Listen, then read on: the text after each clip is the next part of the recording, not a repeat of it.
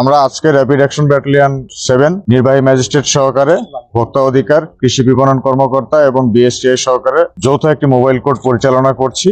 এখানে আমাদের মূল উদ্দেশ্য এই রমজান উপলক্ষে কিছু অসাধু ব্যবসায়ী ভেজাল এবং নকল খাদ্যপণ্য তৈরি করছেন, যার গুণগত মান নেই, বিএসটিআই অনুমোদন নেই এবং যে খাদ্যগুলো মানুষের শরীরের স্বাস্থ্যের জন্য অত্যন্ত ক্ষতিকারক। তো এই ধরনের তথ্যের উপর ভিত্তি করে আমরা আজকে বাকুলিয়ার এই শান্তি সওদাগর গলি এলাকায় অভিযান পরিচালনা করি। এখানে আমরা মোট 3টি এই ধরনের ফ্যাক্টরি খুঁজে পেয়েছি, যে ফ্যাক্টরিগুলোতে সরকারি কোনো অনুমোদন নেই, বিএসটিআই এর কোনো অনুমোদন নেই এবং তাদের যে খাদ্যের যে কোয়ালিটি, এই কোয়ালিটি মেনটেনেন্স করা হচ্ছে কিনা এই ধরনের পরীক্ষা করার কোনো মেশিন তাদের কাছে নেই, কিংবা সরকারি কোনো প্রতিষ্ঠান থেকে তারা এটার গুণগত মান পরীক্ষাও করে নিয়ে আসে এবং তারা নিজেরা বিএসটিআই এর সিলটাকেও নকল করে নিয়েছে। তো এই ধরনের কার্যক্রম করে প্রথমত তারা সরকারের ট্যাক্স ফাঁকি দিচ্ছে এবং ভেজাল খাদ্য উৎপন্ন করে তারা এই খাদ্যগুলোকে বাজারে বিপণন করছে এবং যে কারণে মানুষের শরীরের ক্ষতি হচ্ছে। তো আমাদের মূল উদ্দেশ্য ছিল এই ধরনের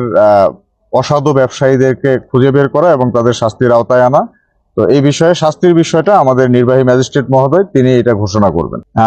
রমজানে আপনারা জানেন যে সারা দেশেই র্যাপিড অ্যাকশন ব্যাটালিয়ন নির্বাহী ম্যাজিস্ট্রেট সহকারে ভোক্তা অধিকার, বিএসটিআই এবং কৃষি বিপণন যৌথ টিমগুলো একসাথে কাজ করছে দেশের বিভিন্ন জায়গায়।